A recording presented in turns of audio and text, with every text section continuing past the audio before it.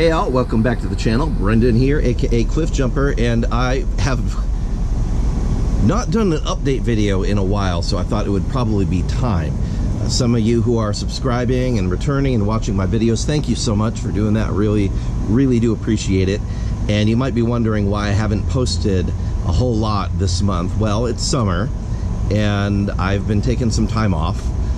I've also been working on projects and just not filming them because, well, they're kind of things I've already covered before and we're returning to. So one of the things that we are returning to is Jetta, our 1.8 turbo. Just to give you a little snapshot of what we've been doing here, there's been a lot. So we had done some suspension upgrades by putting on a GLI suspension onto her, and as it turns out, the springs that were on this particular GLI were not the original H&R springs. They were some off-brand, very dumpy, very bouncy, not good spring. And even though we've got conies on here, we decided that we're going to do something different. So we are doing the Volkswagen Motorsport Setup on it. I've already put them on. I've already done a video of how to swap the struts and the springs. So anyway, these are the Volkswagen Racing Bilstein shocks with the H&R Volkswagen Racing springs. So this should be a lot better. We've also doing a brake refresh. And this is on the same car that recently we did a new axle and a new bearing and a new upright. So everything should be really quite nice. We are doing the rear brakes as well. And we've taken everything off. We're now to the part where the rusted on rear rotors, they have welded themselves to the hub. So I'm gonna have to use violence to get them off. I did some soaking with some penetrating lube. Hopefully that will help a little bit. If not, I'm gonna use heat and a dead blow hammer to get those off. We are keeping the Coney shocks on the back. I will be switching these springs. These are the no-name. I'm not sure what they are, but they're not great. They are very low, so I'll be putting those out on Marketplace. But for people who like really low and don't mind all that comes along with really low, we'll be putting on the Eibach rear springs that go with the H&R. Yeah, don't ask. It's a weird combo, but Eibach Sport will go on the back here. We'll keep the Coney shocks, and it should be good. A little tempted to put on the Bilstein rear shocks that go with the Bilstein fronts, but these Conies are pretty soft and we do want some ride quality, so we might do a little mix and match. Anyway, what else has been going on this summer? Kind of a lot. So my Navy job, those of you who don't know, I'm obviously not a full-time YouTuber. I just do these videos because I'm doing the work anyway. I may as well film it, and if that can help out people with the work that they are doing on their cars and perhaps educate and inspire and empower them to do the sort of work themselves, then great. That's the whole point of this channel. I'm already doing it. I may as well film it. So thank you again for watching along with my channel as we dive into these things. So we've been back and forth doing work on Jetta, doing some work on Shadow, our silver Jetta that's hanging out there. My dad's 73 Fiat Spider is hanging out over there, and that has been a work in progress. I was hoping to have her up and running for the 4th of July, and that goal came and went. We did not hit that goal. She's still not running, so I'm still working my way through the ignition on that 50-year-old car. And then with the gift that keeps on gifting is old Volkswagens and just old car problems. So our R32 AC compressor has seemed to have let go. It might be just the magnetic clutch assembly on it that has given up the ghost at 180,000 miles. It might be that the compressor itself is just done. So I'm gonna be vacuuming out the system, recovering the refrigerant from that so I can remove the compressor and check it out, find out what's going on with it. We may try just putting in a new magnetic clutch. We may replace the compressor, but either way, the AC needs to work on that car. So that work is coming up very soon. We've got some always more work going on the Sequoia. We just fixed the rear AC on that.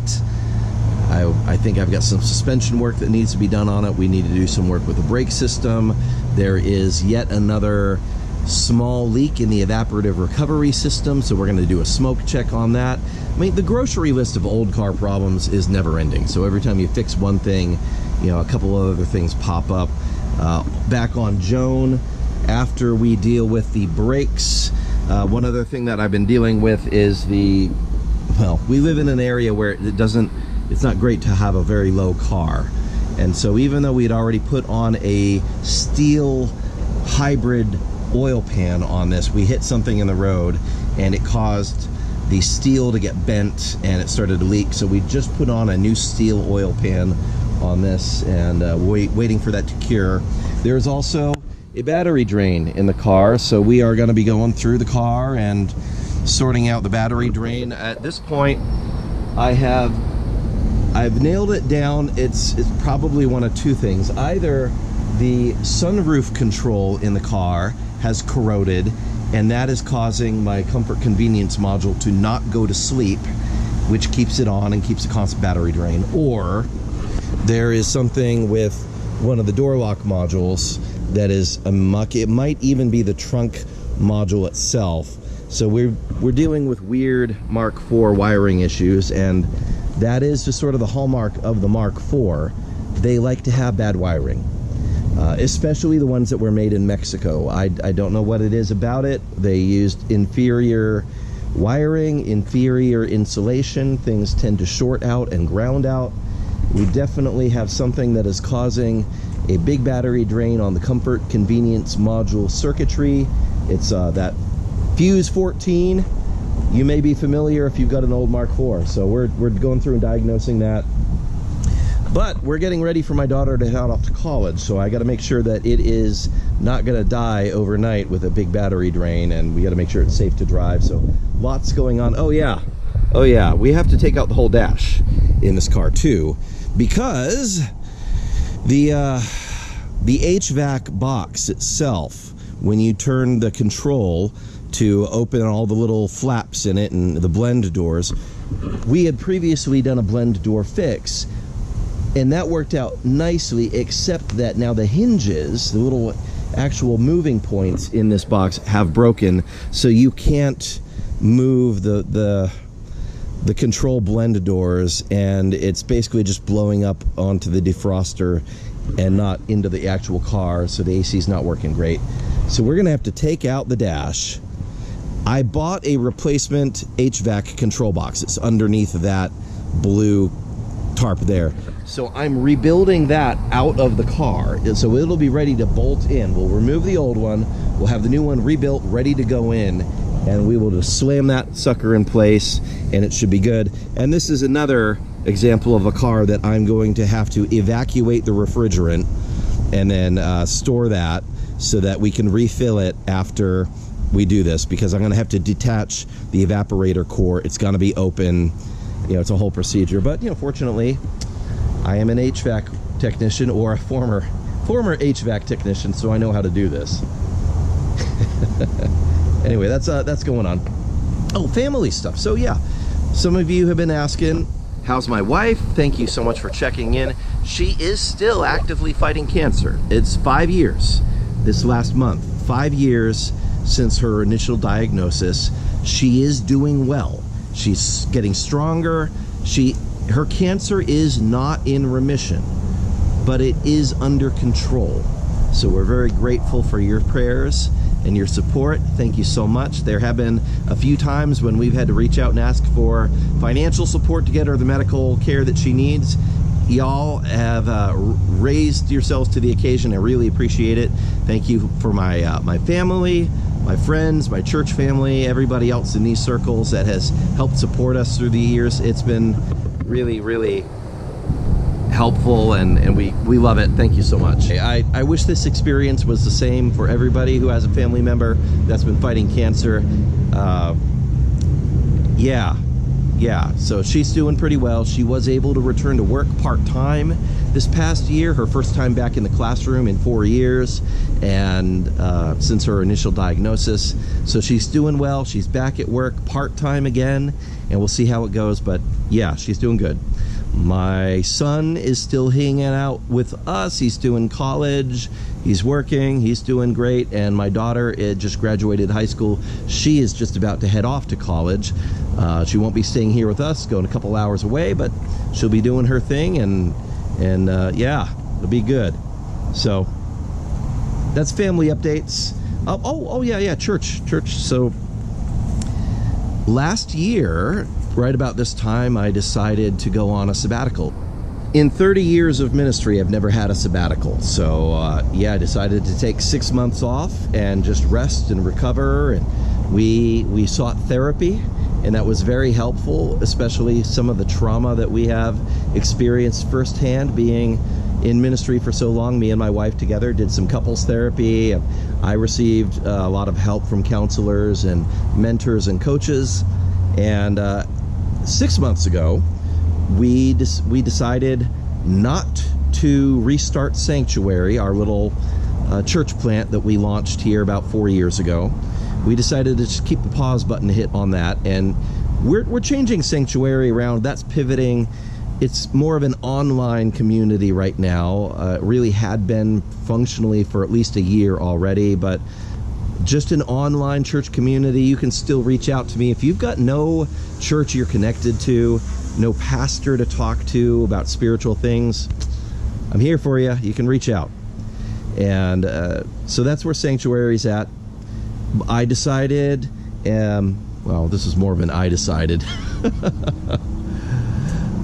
I had some wonderful opportunity to talk with the leadership of a local church that's right close to where we live here in Lakeside. So Lakeside Christian Church welcomed me as one of their new pastors 6 months ago. It's been really good. If you are in East County and you're looking for a good church, the water's great. Come on in and try it and see. We're enjoying it here. So it seems to be a safe place, pretty healthy. They've been going through a lot of interesting seasons as a church. It's been a pleasure to be there.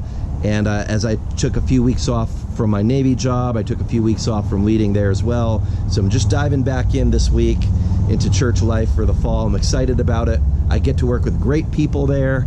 And yeah, again, if you're in Lakeside or some of the neighboring communities, or even if you're farther out, they say a church alive is worth the drive. So come check it out, hang out with us. You never know. But we're finding it to be a good, healthy place, and that seems to be rare these days in the world of church. So anyway, I'm going to get back to working on the car, but just wanted to give you a little update on kind of the stuff that's going on. We've got a lot of videos left to share of different events we've gone to, different work we've been doing on. I mean, I've got a backlog of stuff that I have filmed over this past year that we're going to be releasing, and of course the work is ongoing, so there'll be more to come. Thank you for tuning in. I know that you got a lot of stuff you can watch on YouTube, so I appreciate you tuning in here and watching our little channel. If you aren't subscribed already, would you mind subscribing? It really helps me out. I am a one-man show. Every subscription matters. Every like matters. You matter. Let me know how I can be praying for you, what projects you're working on, and I will see you soon. God bless. Bye-bye. And on that terrible disappointment, it's time to say goodbye. We'll be back.